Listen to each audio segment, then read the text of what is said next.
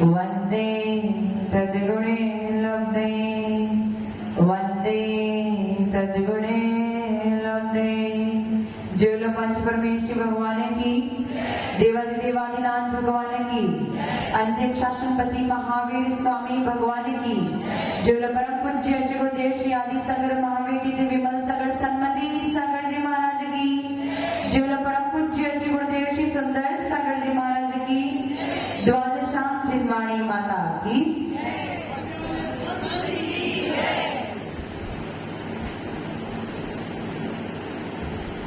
5 दिन हो गए कर्मकांड पढ़ते पढ़ते, समझ में आ रहा है? कुछ कुछ समझ में आ रहा है, और ऐसे भी कुछ लोग हैं जिन्होंने 1 दिन या 2 दिन गैप कर दिया। समझदार के लिए इशारा काफी होता है। 1 दिन का भी गैप करोगे, देखो इजी नहीं है, आपके लिए बिल्कुल नया चैप्टर है, शायद आज तक आपने पढ़ा नहीं पढ़ा मुझे नहीं पता है, इसीलिए 1 दिन भी यदि मिस करते हो तो आगे का चैप्टर समझने में थोड़ी मुश्किल आ सकती है। इसलिए ये सोच के चलो कि दिन में कोई भी कार्य करते रहो, लेकिन शाम को तो यहाँ पे उपस्थित रहना ही रहना है। हाँ, सुबह गुरुदेव के प्रवचन के समय और शाम को सुबह तत्वार्थ सूत्र की क्लास में और शाम को कर्म सिद्धांत की क्लास में, ये दोनों क्लास तो आपको अटेंड करनी ही करनी है। बाकी जो शाम को माता जी की क्लास होती है और बच्चों की क्लास माता जी की होती है, उसमें भी अपने बच्चों को भेजो, और बड़े लोग तो आप पता ही है भक्तामृत स्तोत्र पढ़ रहे माता जी, तो सारी क्लास आप अटेंड करने की कोशिश करो। केवल 4 महीने की बात है, 4 महीने के बाद तो हम चले जाएंगे, फिर आपको कोई परेशान नहीं करेगा। राजेंद्र जी कल से फिक्स रोज आना है। मिस अमित भैया, ऐसा मत समझो कि हमारी नजरें इतनी कमजोर है कि हम नहीं समझ पाए कौन आ रहा है कौन नहीं आ रहा है, हमें सब पता है कौन आ रहा है कौन नहीं आ रहा है, ठीक है? चलो, कल हमने 8 कर्मों में से 2 कर्म पढ़ चुके थे, ज्ञानावरणी और दर्शनावरणी। ज्ञानावरणी का काम है ज्ञान पे आवरण डालना, दर्शनावरणी का काम है दर्शन पे आवरण डालना। ज्ञानावरणी का स्वभाव कैसा है? वस्त्र के समान, और दर्शनावरणी का स्वभाव कैसा है? द्वारपाल के समान। कल उपयोग वाला चैप्टर क्लियर हो गया था। उपयोग 2 प्रकार का है, ज्ञान उपयोग और दर्शन उपयोग। किस प्रकार से क्रम से उपयोग बदलता है ये भी आपको समझ में आ गया। अब सबसे इंटरेस्टिंग कर्म, 8 कर्मों में से सबसे इंटरेस्टिंग कर्म, जिसमें शायद आपको सुनने में सबसे ज्यादा मजा आएगा, क्योंकि आपको ज्ञान कम होगा, उससे आपको फर्क पड़ने वाला नहीं है, उससे आपको कोई मतलब नहीं है। दर्शन थोड़ा सा कम भी होगा तो आपको फर्क नहीं पड़ेगा, लेकिन अगर आपके सुख में थोड़ी सी भी कमी आ गई तो आपका दिमाग और दिल ऊंचा नीचा हो जाएगा। और सुख और दुख को देने वाला अगर कोई कर्म है तो वो है वेदनीय। क्या नाम है उसका? वेदनीय। वेदनीय की 3 परिभाषाएं। जो वेदन करावे वो वेदनीय कर्म। जो निर्मला की पुस्तक कहाँ है आपकी? बहू लिखेगी आपकी, फिर आपकी तरफ से एग्जाम भी वही देगी। एग्जाम तो आपको देनी पड़ेगी, छोड़ूंगी नहीं मैं किसी को भी। वेदनीय का जो वेदन करावे वो है वेदनीय कर्म। जो सुख दुख की प्राप्ति करावे वो है वेदनीय कर्म, अथवा जो सुख दुख की सामग्री की प्राप्ति करावे वो है वेदनीय कर्म। 3 परिभाषा क्या है? जो वेदन करावे वो क्या है? वेदनीय कर्म। जो सुख दुख की प्राप्ति करावे वो कौन है? वेदनीय कर्म। और जो सुख दुख की सामग्री की प्राप्ति करावे वो कौन है? वेदनीय कर्म। अब यहाँ पे संसार में लिखिए सबने, संसार में जितने भी जीव है वो क्या चाहते हैं? सुख चाहते हैं और दुख से भयभीत है। लेकिन आप कौन सा सुख चाहते हो? आत्मीय सुख चाहते हो या इंद्रिय सुख चाहते हो? आत्मा का सुख चाहते हो या इंद्रिय का सुख चाहते हो? राजेंद्र जी, अगर आज आपकी लॉटरी निकल जाए तो सुख का अनुभव करोगे या दुख का अनुभव करोगे? सुख का। और यदि आज ही आप बैंकक्रप्ट हो जाओ तो दुख का। तो ये इंद्रिय सुख है या आत्मीय सुख है? आत्मीय सुख है, इंद्रिय सुख है। इंद्रिय सुख है या आत्मीय सुख है? मैंने कल क्या बताया था? आत्मा का स्वभाव क्या है? ज्ञान और दर्शन, देखना और जानना, उसके अलावा उसका कोई काम ही नहीं। किसका? आत्मा का। आत्मा का ज्ञान और दर्शन के अलावा और कोई भी कार्य नहीं है। तो लॉटरी लगी या मैं बैंकक्रप्ट हो गया, इतना जान लिया, आत्मा का काम पूरा हो गया। लेकिन उसके आगे जो सुख और दुख का मिलन हुआ वो इंद्रिय के द्वारा हुआ, आपकी आत्मा के द्वारा। मतलब वो आत्मीय सुख या दुख नहीं है। आत्मा को ना सुख मिलता है ना दुख मिलता है। जो आत्मीय सुख होता है उसे कोई छीना नहीं सकता है। जो आत्मीय सुख होता है वो कोई और आपको दे नहीं सकता है। और दुख आत्मा का स्वभाव है ही नहीं। जिस वस्तु को आप सुख और दुख रूप अनुभव कर रहे हो वो किसका काम है? कर्मों का काम है। किसका काम है? कर्मों का। गुलाब जामुन खाया, आज रोज आपको गुलाब जामुन खिलवाते ना सुबह प्रवचन में, तो गुलाब जामुन मतलब प्रवचन के द्वारा उपदेश में गुलाब जामुन खिलवाते ना, तो गुलाब जामुन खाया तो सुख का अनुभव हो या दुख का अनुभव हो? सुख का अनुभव हो या दुख का अनुभव हो? सुख का अनुभव हो। लेकिन वो गुलाब जामुन क्या है? जीव है या पुद्गल है? पुद्गल है। और किसने उसका टेस्ट लिया? रसना इंद्री ने उसका टेस्ट लिया। और जब रसना इंद्री ने टेस्ट लिया तो वो इंद्रिय सुख की प्राप्ति हुई, आत्मा को सुख की प्राप्ति। क्योंकि आत्मा का तो अनशन स्वभाव है, आत्मा तो खाती पीती है। राजेंद्र जी, आत्मीय सुख है या इंद्रिय सुख है? संसार में आप जिसके पीछे भाग रहे हो, भले वो धन संपत्ति हो, दौलत हो, गाड़ी हो, बंगला हो, पत्नी हो, परिवार हो, सब कुछ इंद्रिय सुख है। आत्मीय सुख के पीछे भागने वाले कौन है?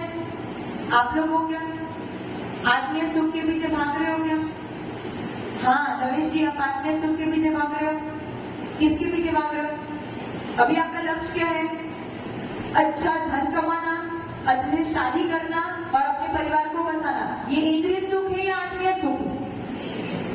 क्योंकि यदि आत्मीय सुख होता तो कभी आपसे अलग, धन आपसे अलग होगा, पत्नी आपसे अलग होगी, परिवार आपसे अलग होगा, घर बंगला सब कुछ आपसे अलग होने वाला है। तो ये सुख कैसा है? इंद्रिय सुख है। आत्मीय सुख होता तो आपसे कभी अलग नहीं होता। तो ये जो सुख और दुख की सामग्री जो आपको अवेलेबल करके देगी वो कौन है? वेदनीय कर्म। वो कौन है? वेदनीय कर्म। अच्छा, आपको नीम कैसा लगता है? नीम कैसा लगता है? गरिमा आंटी, नीम कैसा लगता है? मीठा या कड़वा? कड़वा। और अगर वही ऊंट को खिलाओ तो? ऊंट को नीम अच्छा लगता है और वही नीम आपको, तो नीम अच्छा है या बुरा है? नीम अच्छा है या गंदा है? हाँ उषा आंटी, नीम अच्छा है या गंदा है? आपके लिए गंदा है और ऊंट के लिए अच्छा है। तो एक ही वस्तु अच्छी या बुरी कैसे हो सकती है एक ही टाइम पे? हाँ रवीन जी, नीम अच्छी है या बुरी है? नीम अच्छी है, तो फिर हमारे लिए बुरी कैसी है?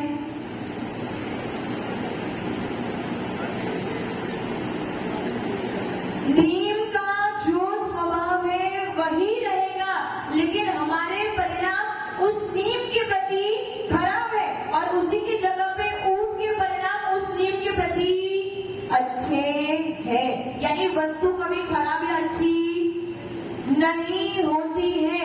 वस्तु कभी भी अच्छी या बुरी नहीं होती है। हमारे उसके प्रति के जो परिणाम होते हैं वो अच्छे या बुरे होते हैं।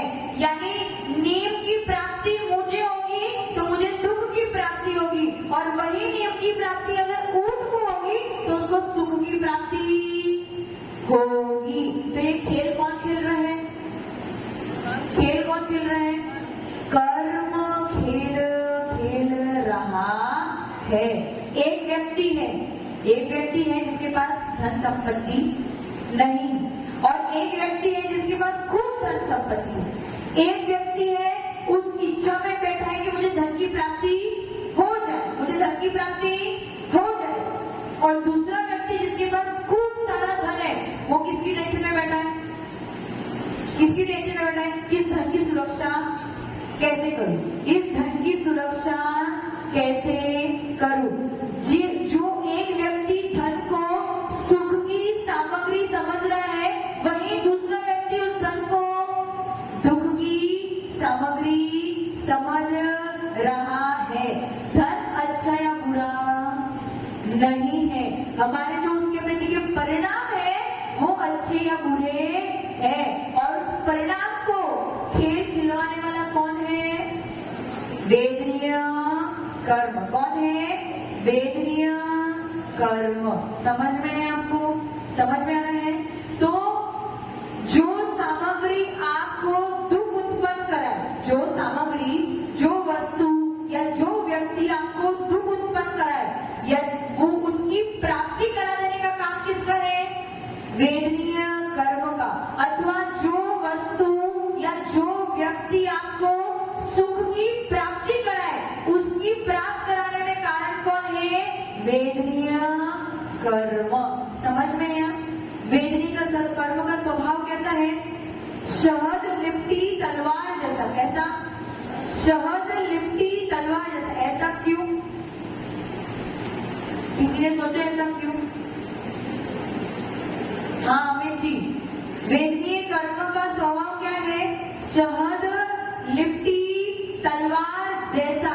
एक ही समय पे शहद मीठी है, लेकिन वही समय पे तलवार हमारी जीभ को काट देगी। यानी व्यक्ति क्या करता है? उस शहद की लोभ में, उस शहद की लोलुपता में उसे ग्रहण करने जाता है, लेकिन भूल जाता है कि वो शहद किस पे लिपटी हुई है?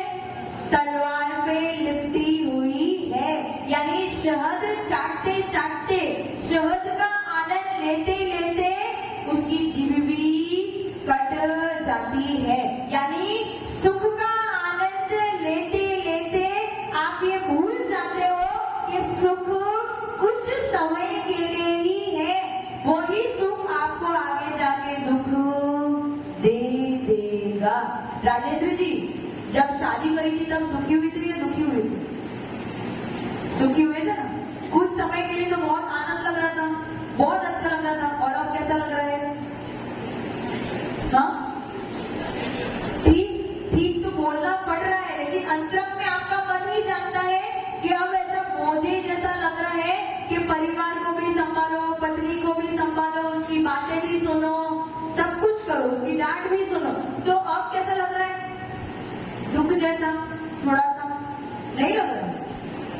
लग तो रहा है। बोल नहीं सकते सबके सामने, वो अलग बात है, लेकिन हम समझ सकते हैं। तो उसका मतलब क्या हुआ कि पहले शहद चाटने के लोलुपता में आपने वो शहद चाट तो लिया, लेकिन अब वही तलवार आपका जीभ को काट रही है। समझ में आ रहा है? जिस वस्तु के प्रति आपको राग हो, कोई वस्तु के प्रति यदि आपको राग हो और वही वस्तु आपसे छीन ली जाए तो राग है। जिस वस्तु से आपको राग है, यदि वो आपको मिल जाए तो वो आपके लिए क्या कर देगा? सुख दे देगा। क्या कर देगा? सुख। लेकिन जब आपने उसके प्रति राग का अनुभव किया तब तो आपको सुख की प्राप्ति हुई, लेकिन जैसे ही वो वस्तु आपसे अलग हो गई तो क्या हो गया? मतलब सुख ही दुख में कारण बना कि नहीं बना? सुख ही दुख में कारण बना कि नहीं बना? बना ना।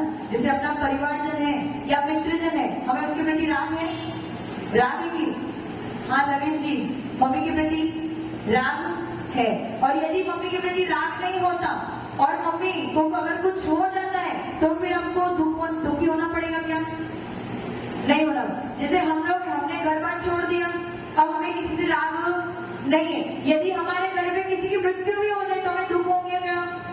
ना हमें सुख का अनुभव हो रहा है तो फिर आगे दुख का अनुभव भी नहीं होगा, क्योंकि हमारे भाव कैसे हैं? समता वाले भाव है। अगर हम आहार कर रहे हैं, यदि हम किसी के घर पे आहार कर रहे हैं और आहार करते करते बीच में अंतराय आ जाए तो दुखी हो जाएंगे क्या? आहार करते हुए तो बहुत खुशी हो रही थी और फिर बीच में अंतराय जाएंगे तो दुखी हो जाएंगे क्या? ना आहार करते हुए खुश हो रहे थे और ना अंतराय होने पर दुखी हुए। लेकिन यदि आप रसना इंद्री के लोलुपतावश, जिसको डायबिटीज हो जाती है ना, उसको पूछना कि उसको मीठा खाने की कितनी लोलुपता या लालसा होती है, तो उसको अगर मीठे का त्याग करोगे तो वो दुखी क्यों? क्योंकि उसने सुख किसमें माना है? मीठा खाने में सुख माना है, इसलिए जब वो मीठा उससे छीन लिया जाएगा तो वो क्या हो जाएगा? दुखी हो जाएगा। लेकिन अगर यदि हम मीठे के प्रति राग ना करें तो यदि मीठा में खाने ना मिले तो फिर द्वेष भी। अगर खाने में नमक कम हो तो हम कुछ बोलेंगे आपको? विनोद जी कंप्लेंट करेंगे, विनोद जी आज आपका चौका लगा था, आहार किया था और खाने में बिल्कुल भी नमक नहीं था, ऐसा कंप्लेंट करेंगे क्या?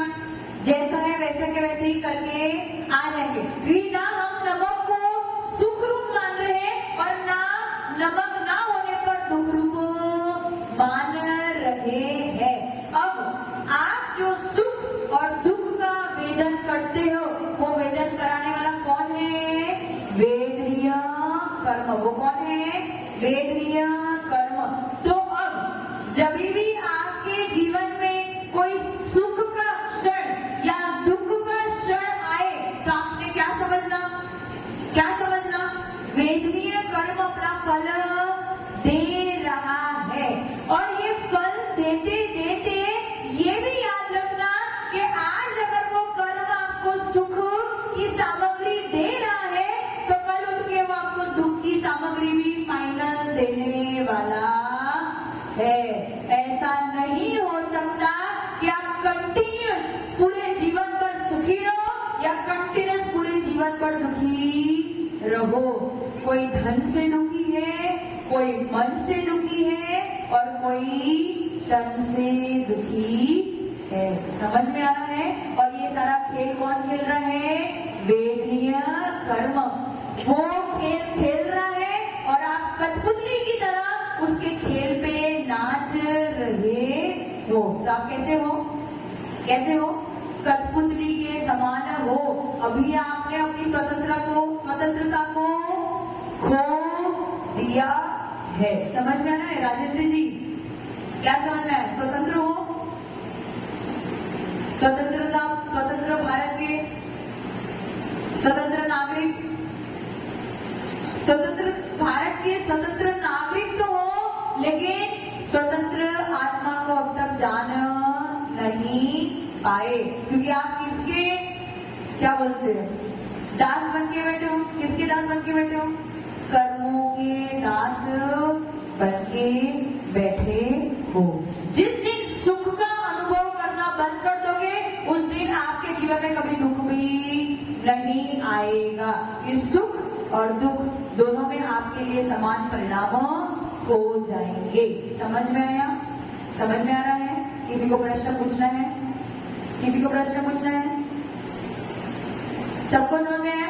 कल मैंने बताया था ना, नैना आंटी ने प्रश्न पूछा था कि कर्मों का जो क्वांटिटी आती है कर्मों की आपके पास, क्या उसका इक्वल डिवाइडेशन होता है? तो सबसे ज्यादा किसको मिलता है?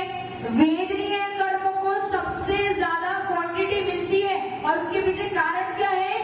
क्योंकि जीव अपने पूरे जीवन में ज्ञान कम होगा उसके फर्क नहीं पड़ेगा, दर्शन कम होगा उसे फर्क नहीं पड़ेगा, अगर शरीर में थोड़ा सा आकार आकृति कम होगी उसे फर्क नहीं पड़ेगा, उसको सबसे ज्यादा फर्क अगर किसी से पड़ता है तो उसे सुख और दुख से पड़ता है।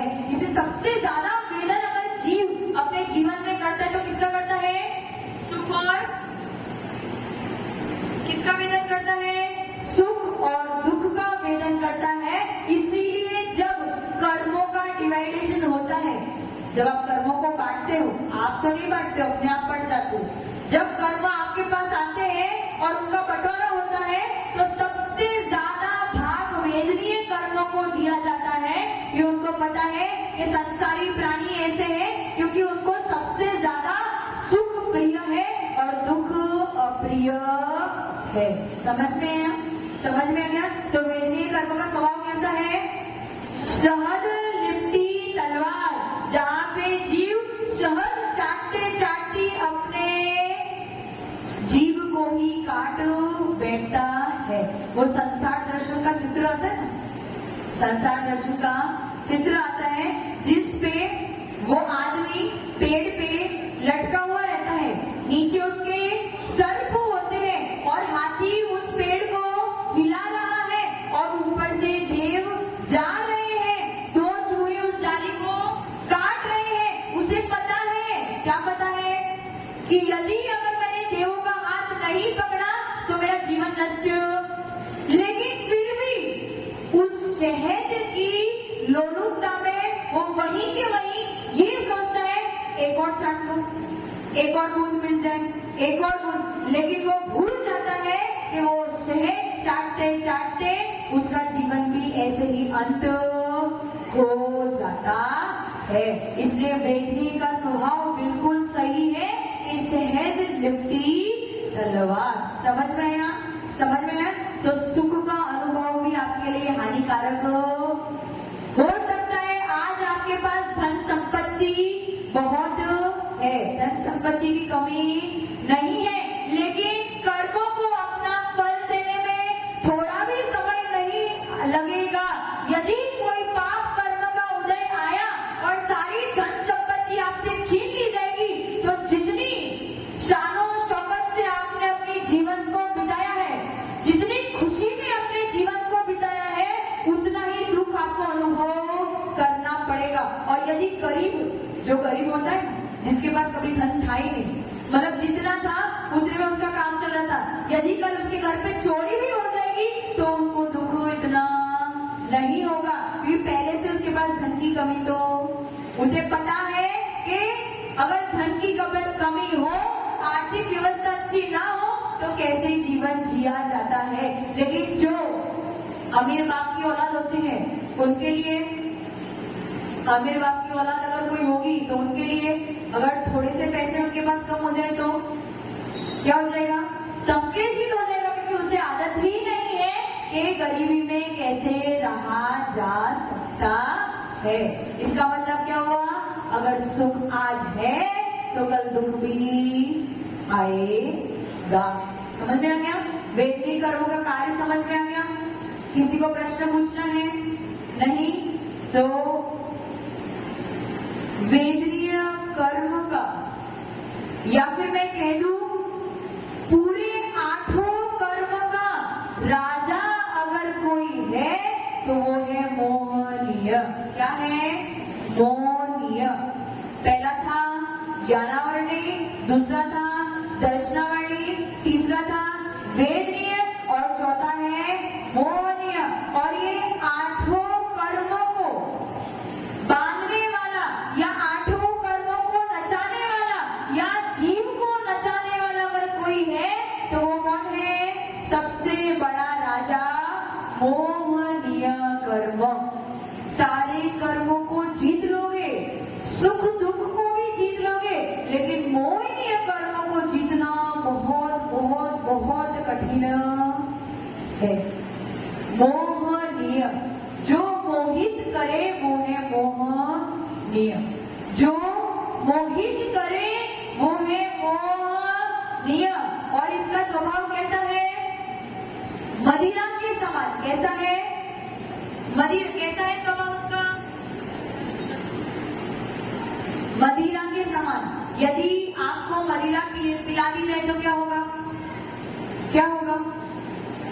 पागल हो जाओगे, अपना होश खो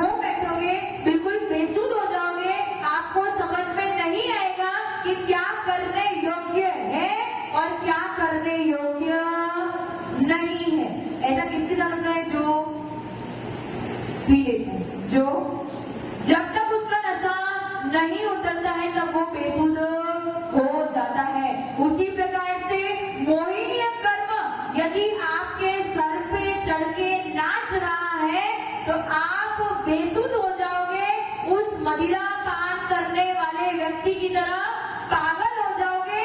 आपको क्या हित है क्या अहित है ये समझ में नहीं आएगा। ऐसा क्यों?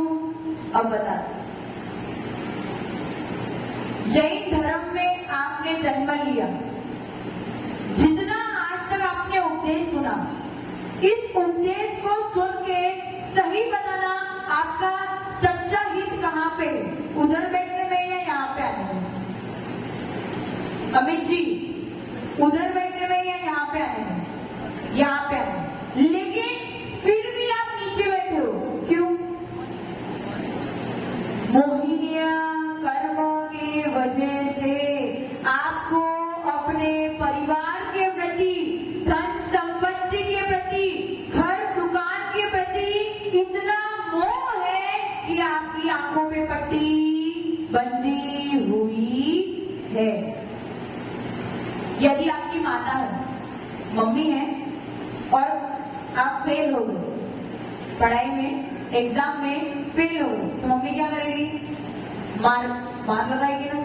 तो आपको क्या आएगा? गुस्सा आएगा। और मम्मी के प्रति क्या सोचने लगोगे? बहुत बुरी है, ऐसी मम्मी तो किसी की नहीं, ऐसा विचार करते ना। लेकिन उस समय क्रोध की पट्टी लगी है और आप ये नहीं समझ पा रहे हो कि वो माँ कौन से अभिप्राय से आपको मार रही है। उसका अभिप्राय तो ये है कि यदि आज एक बार मार लग जाएगी तो कल मेरा बेटा सुधर जाएगा। लेकिन उस बेटे के आंखों पे क्रोध की पट्टी लगी है, यानी मोहिनीय कर्म की पट्टी लगी है, जो उसको सच्चाई को देखने नहीं दे रहा है। समझ में आ रहा है? समझ में आ रहा है? समझ में आया तो हाँ तो बोलो, समझ में आ रहा है। मोहिनीय कर्म जो व्यक्ति को मोहित कर दे, जो सच्चाई के दर्शन ना करने दे।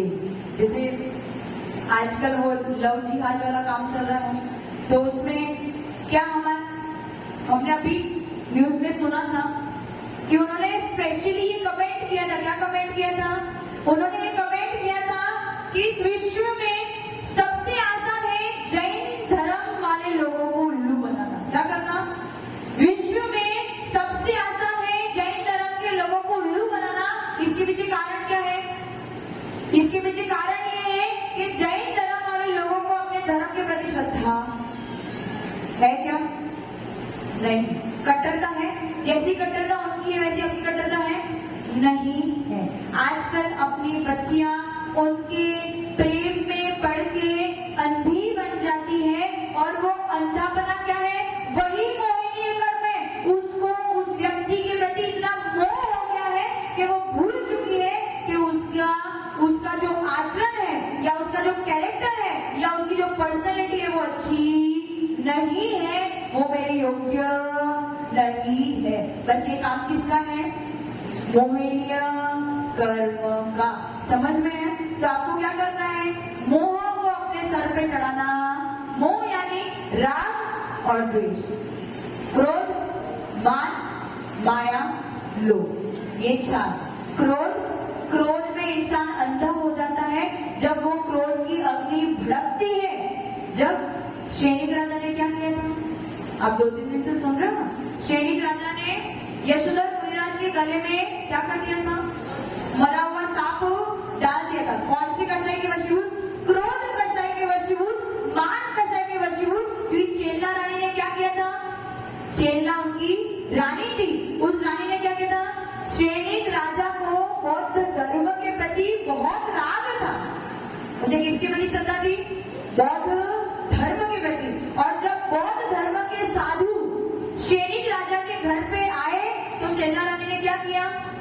उनके ही जूते चप्पलों को पीस करके उन्हें ही खिला दिया। तो जब उसने जाना कि सैनिक राजा ने क्या जाना कि मेरे साधु संतों को उसने इस अपमानित किया तो श्रेणिक राजा को क्या आ गया? गुस्सा आ गया। उसकी मान को ठेस पहुंचा। क्या मान को ठेस पहुंचा? कि जिस साधु को मैं मानता हूं उसे मेरी रानी नहीं मानती, और ऐसा वो कैसे कर सकती है। तो जब उसकी आंखों पे पट्टी बन गई तो उसने बदला लेने के लिए क्या किया? जबकि वो कौन थी? उसकी पत्नी थी। जबकि वो कौन थी? एक समय वो भी था जब उस राजा श्रेणिक ने चेला रानी को प्राप्त करने के लिए हर वो क्रिया करी जो करने योग्य नहीं थी। कहाँ पे उसको अपने पत्नी के प्रति बहुत ज्यादा राग था, और जब उसकी मान कषाय को ठेस पहुंची तो वही पत्नी उसके लिए द्वेष का कारण बन गई। व्यक्ति अलग है क्या? चेला रानी एक ही है, अलग अलग है? पहली वाली अलग थी, दूसरी वाली अलग है, ऐसा है क्या? चेला पहले भी वही थी, आज भी, मतलब आगे भी वही थी, लेकिन जब वो मोहिनी कर्म ने अपना खेल खेला तो वही चेला जिससे उसे बहुत अधिक प्रेम था, वही चेला उसकी दुश्मन बन बैठी। और बदला लेने के लिए क्या किया? यशोधर मुनिराज के पीछे कुत्ते दौड़ा दिए ताकि वो उस यशोधर मुनिराज को मान दे, लेकिन वो सफल नहीं हुआ। तो दूसरा उसने क्या किया? मरे हुए सर्प को गले में डाल दिया। तो अब बताओ, क्रोध और मान कषाय की इतनी बड़ी पट्टी लगी थी कि जो साधु हमारे लिए आस्था का विषय है, जो साधु हमारे लिए श्रद्धा का विषय है, जिन साधुओं के प्रति हम नतमस्तक होते हैं, उन साधुओं को मारने की क्रिया उस श्रेणिक राजा ने कर दी। समझ में आ रहा है? तो ये कराने वाला कौन है? राजेंद्र जी कौन है? हम जो इतने दिन से सुन रहे हैं ना, दक्षिण भारत में उन महाराज जी के साथ में जो केस हुआ, क्या हमारी हिम्मत हो सकती है हम किसी साधु के साथ ऐसा कर सके? कर सकते हैं क्या?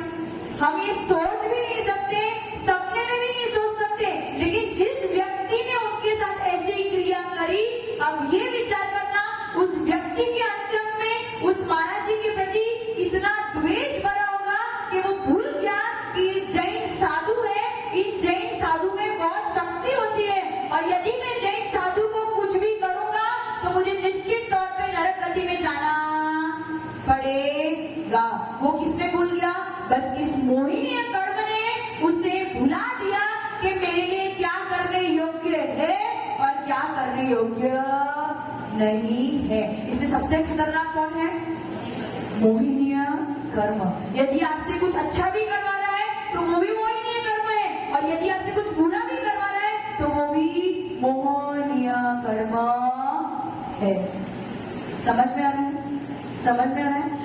मैंने अभी पहले बोला था ना कि वेदनीय कर्म का काम क्या है? सुख और दुख की सामग्री देना। देखो, वेदनीय कर्म तो अपना काम करता रहेगा। आज आपके पास धन संपत्ति है, वो वेदनीय कर्म ने तुम्हें दे दिया, लेकिन यदि उसमें आप मोहित हो जाओगे, यदि उसमें आप मोहित हो जाओगे, तो फिर जिस दिन वो धन संपत्ति आपसे अलग होगी तो वही आपको दुखी भी कर देगी। समझ में आया? तो वेदनी और मोहिनी एक साथ में काम करता है। और मोहिनी का स्वभाव कैसा है? मदिरा जैसा। क्यों है ऐसा? समझ में आ गया ना कि जब क्रोध, मान, माया, लोभ और मिथ्या तो आपके सर पे चढ़ जाती है। अब ये क्या होता है क्रोध, मान, माया, लोभ, मिथ्या वगैरह? जब उत्तर प्रकृति पढ़ेंगे तब समझेंगे, लेकिन अभी समझ जाओ कि मोहिनी का काम है मोहित करना, आपको पागल बना देना। समझ में आ गया? इसलिए सबसे पहले यदि हमें किसी को रोकना है तो वो कौन है? वेदनीय कर्म को नहीं रोकना है, मोहिनीय कर्म को रोकना है। ठीक है? 2 कर्म पूरे हो गए, टोटल 4 कर्म पूरे हो गए। ज्ञानावर्णी, दर्शनावर्णी, वेदनी और मोहिनी। कल के आगे के 4 कर्म कल पढ़ेंगे। सरस्वती माता के चरण, आपको समझ में आ रहा है ना? समझ में आ रहा है?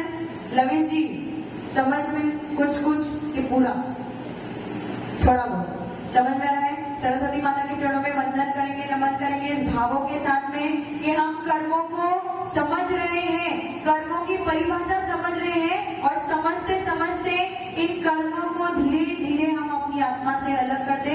बस इसी भावना के साथ में सरस्वती माता के चरणों में वंदन करेंगे, नमन करेंगे। सब लोग तैयार हो? तैयार हो? हाथ बोलो। ओम ह्रीं गांगवादिनी स्वादिशांगिनी हंसिकामिनी वीरवादिनी शुद्धात्मिका सारे बताई सरस्वतीभ्यो सरस्वतीभ्यो सरस्वतीभ्यो। जीवन घनश्याम जी माता की, आचार्य गुरुदेव सुंदर सागर जी महाराज की। पंचप्रवेशी भगवान की, एकनाथनाथ भगवान की, अंतिम संप्रति भगवान महावीर स्वामी की, आचार्य श्री विमल शंकर जी महाराज की, आचार्य गुरुदेव सनमती शंकर जी महाराज की, 3 करोड़ मणि राजों की, द्वादशांजन वाली माता की।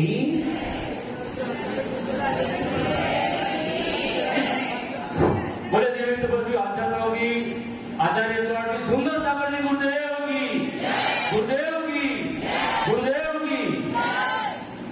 भव्यात्माओं, कर्म सिद्धांत पढ़ते हैं और पढ़ते पढ़ते कहीं ना कहीं ये अनुभव भी हो रहा है, जो कुछ करता है कर्म करता है, जो कुछ बिगाड़ता है कर्म बिगाड़ता है, और जो कुछ सुधारता है वो भी कर्म सुधारता है। जब सारा काम कर्म कर रहा है तो आपने क्या किया? जब सारा काम कर्म कर रहा है तो आपने क्या किया? कर्म तो पुद्गल है और पुद्गल तो अमित जी, पुद्गल तो कुछ करता नहीं। और माता जी बार बार कह रही है, कर्म के कारण दुखी हो, कर्मों के कारण परतंत्र हो। पवन जी अभी लेट आए हैं तो वो भी कर्म के कारण हुआ है। कीर्ति जी कल तो थे नहीं, आज आए हो, ये सारा दोष भी कर्मों का था। 3 दिन बाद आए हो ना, सारा दोष कर्मों का था, आपका कोई दोष नहीं। ये सारा दोष कर्मों का नहीं था, मेरे स्वयं के परिणामों का था। मैंने जैसे जैसे परिणाम बनाए वैसे वैसे कर्म बंधे, और जैसे जैसे कर्म बंधे थे वैसा वैसा फल। वरुण जी कहां से आए? अब आप ये सोच लो, इतना अच्छा आपको उपदेश मिल रहा है, इसके लिए आपको कोई भी खर्च, उसके बाद भी हमारे पास एक विद्वान को लाते हो, एक पंडित को लाते हो, वो लिफाफा भी लेता है, खाना भी लेता है, डिनर भी लेता है, लंच भी लेता है, नाश्ता भी लेता है, और आपसे ऊपर भी बैठता है, समय पर आता है, समय पर जाता है, और आप सब शांति से। ये ध्यान रखना, जिस सिद्धांत शास्त्र को आचार्य नेमी चंद भगवंत ने बड़ी मेहनत से लिखा है, जिस कर्म सिद्धांत को पढ़कर समझकर और उतारकर मुनियों ने मोक्ष प्राप्त किया है, सम्यक दर्शन प्राप्त किया है, ऐसे कर्म सिद्धांत को पढ़ाने वाले भी कम हैं और पढ़ने वाले भी। जब पंच कल्याण प्रतिष्ठाएं होती हैं, पहले दिन लोग थोड़े से ज्यादा होते हैं, दूसरे दिन जन्म कल्याणक होता और ज्यादा लोग होते हैं, और तीसरे दिन तो और ज्यादा लोग होते हैं, और चौथे दिन ज्यादा लोग। और जैसे ही मोक्ष कराना आता है, सबके सब भाग जाते हैं, मात्र वही इंद्र रह जाते हैं जिनको बनाया गया है। इसका मतलब है खाना पीना रहना और मौज मस्ती में तो सबसे आगे, और अभी मोक्ष जाना हो, पता है मोक्ष में कुछ मिलना नहीं, इसे नहीं बैठे रहो। ऐसे कर्मों की चर्चा आप सुन रहे हो। ज्ञानावंडी कर्म हो गया है, दर्शनावंडी भी हो गया। ज्ञानावंडी का काम था ज्ञान पे आवरण डालना, और ज्ञानावंडी कर्म ने आवरण नहीं डाला। जब इनके आगे सुनोगे, ज्ञानावंडी ने आवरण नहीं डाला। आपने जैसी जैसी क्रिया की, आपने जैसे जैसे भाव बनाए, वैसी वैसी आपके फल मिलता चला गया। यदि आपने किसी के अच्छे जाने में दूषण लगाया है तो आपको ज्ञानावंडी कर्म बंधेगा। यदि आपने किसी के अंदर में विघन डाला है तो आपको ज्ञानावंडी कर्म बंधेगा। इसलिए ज्ञानावंडी कर्म को नष्ट करने के लिए ज्ञान की आराधना की जाती है, सरस्वती की आराधना की जाती है, ज्ञानी पुरुषों की संगति की जाती है। ज्ञानावंडी का नाम क्या कहता? जैसे वस्त्र ढका हुआ है। यदि किसी वस्तु पर वस्त्र ढका हुआ है तो आपको वो वस्तु दिखाई नहीं देती है इसके अंदर क्या है। वैसे ही जिन जीवों के ऊपर ज्ञानावंडी कर्म का तीव्र उदय होता है उनको याद नहीं होता है। दर्शनावंडी कर्म द्वारपाल, द्वारपाल क्या करता है? राजा के दर्शन नहीं करने देता है। आपका राजा कौन है? राजेंद्र जी राजा कौन है आपका? आप। हम ही तो राजा हैं, आप कौन? प्रजा। तो फिर तो सेटिंग होनी नहीं। एक तरफ राजा बैठा है, एक तरफ प्रजा बैठी, दोनों में बहुत ऊंचा नीचा है। अब ऊंच नीच कौन करता है? वो आगे आएगा। यदि आप प्रजा हो, हम राजा हैं, और आपको अभी हमारे दर्शन नहीं मिल रहे हैं तो समझ लेना अभी आपने जिन शासन का पाठ नहीं पढ़ा। राजा कौन है? हमारी भगवान आत्मा मेरी राजा है, क्योंकि दर्शनावंडी कर्म मेरा है और मेरा कर्म आपको फल नहीं देगा और आपका कर्म मुझे फल देने वाला। हमें की क्या सोच रहे हो? आपका बेटा है, पढ़ाई करता है, यदि बेटा फर्स्ट आ जाए तो किसका नाम होगा? क्या कहोगे? देखिए मेरा बेटा फर्स्ट आ, मेरा मैंने पढ़ाया मैंने, और फेल हो जाए तो अमित जी क्या नालायक, इतना तुझे पढ़ाया भी तो पढ़ा नहीं, मतलब कि आपने क्या किया? अच्छा हुआ तो मैंने किया ना, और बुरा हो जाए तो। इसी प्रकार दर्शनावंडी कर्म क्या करना है? आपको आपकी आत्मा के राजा का दर्शन करने नहीं दे रहा है। ऐसा नहीं हो सकता कि दर्शनावंडी कर्म तुम बांटो और फल मुझे मिल जाए, ऐसा 3 काल में होने वाला। तो दर्शनावंडी कर्म क्या कर रहा है? द्वारपाल का काम कर रहा है, जो आपके आत्मा के राजा का दर्शन करने नहीं दे रहा, जो आपकी आत्मा के परमात्मा बनने में बाधक बना हुआ है, जो आत्मा को आत्मा में स्थापित नहीं करने दे रहा, वो है दर्शनावंडी कर्म। इसके बाद आ रहा है वेदिनी, जिसकी सबसे ज्यादा जरूरत हर जीव को है। हर कोई चाहता है मैं कर्मों से, राजू जी कर्मों से छूटना चाहते हो या सुखी होना चाहते हो? अच्छा मकान चाहिए या नहीं चाहिए? अच्छा मकान भी चाहिए और अच्छी टेंशन है ना, टेंशन है ना। अब अभी कह रहे आपको कर्म चाहिए या सुख चाहिए? पवन जी नहीं, आपको क्या चाहिए? सुख कहाँ मिलेगा? सुख अच्छा कर्म अच्छा कौन सुख मिलेगा? जब तक कर्म करते रहोगे तभी सुखी होने वाले, क्योंकि कर्म करने का मतलब है क्रिया, और जब जब क्रिया करोगे दुखी तो होना, क्योंकि कर्म का मतलब है आत्मा से हटना। कर्म का मतलब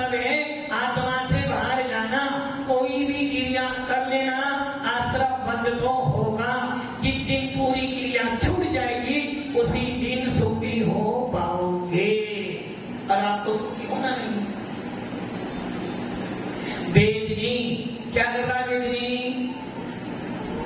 वेदनी मुसाई क्या कर रहा है? वेदनी सुख और दुख कौन दे रहा है?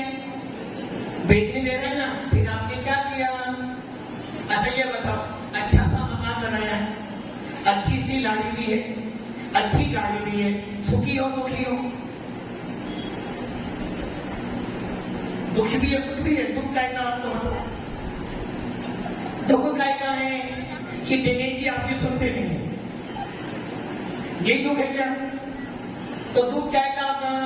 अरे भैया, इंद्रिय जन्य वस्तुओं में जो वस्तु मेरी नहीं है उसमें कभी भी आत्मीय सुख मिलने वाला मानते हैं, मान लेते हैं। यदि आज मैंने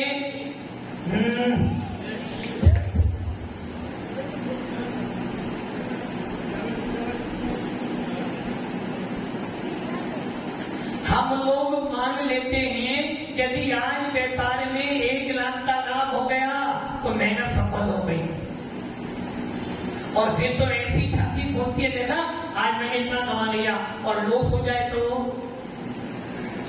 ये ध्यान रख लेना, जो वस्तुएं आत्मा से भिन्न है उन वस्तुओं में जो सुख और दुख मिलता है वो मेरा स्वभाव नहीं है। ये सब वस्तुएं तो पराधीन है। कर्म का उदय आया था, ऐसी परिणति हो गई, और इस कर्म में पढ़ पढ़कर मैंने अपने आप को संसारी बनाया है। वेदनीय कर्म का काम क्या था? सुख दुख देना। यदि किसी ने आपके साथ में बुरा किया है, कीर्ति जी, यदि किसी ने आपके साथ में बुरा किया है, दोस्त किसका है? सामने वाला आपका बुरा कर रहा, दोस्त किसका है? सामने वाले का है ना, सामने वाले के कर्म का, सामने वाले कर्म के तो है। राजू जी, कोई आपको डांट दे, कुछ बोल दे, आप क्या करोगे? इसने मुझे क्यों बोला ऐसा? ये बोलने वाला होता कौन है? मैं भी नहीं जाऊंगा। ये तो सोचोगे ना ललित जी, ये सोचोगे ना, जबकि आप गलती कर रहे हो, अभी सामने वाला मुझे कुछ कह रहा है, इसमें वो तो निमित्त मात्र था, मेरे स्वयं के कर्म का उदय आ गया। अब कर्म का उदय आ गया है, यदि राग करोगे तो भी कर्म बंधेगा, द्वेष करोगे तो भी कर्म बंधेगा, और यदि समता भाव से रहोगे तो कर्म के निजराम। ये सारा काम कौन करवा रहा है? सुख दुख कौन दे रहा है? कौन? ये तो हमने बोला वेदनीय कर्म है। आपको कौन दे रहा है? यदि घर पर मम्मी जी विनोदी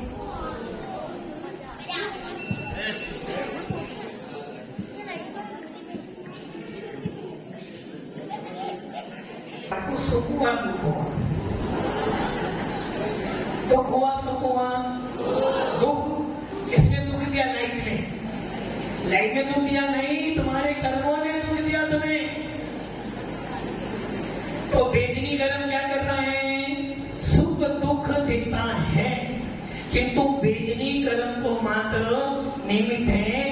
आपके परिणाम जैसे बने थे उस समय, जैसे परिणाम बनाए थे वैसा मत बना।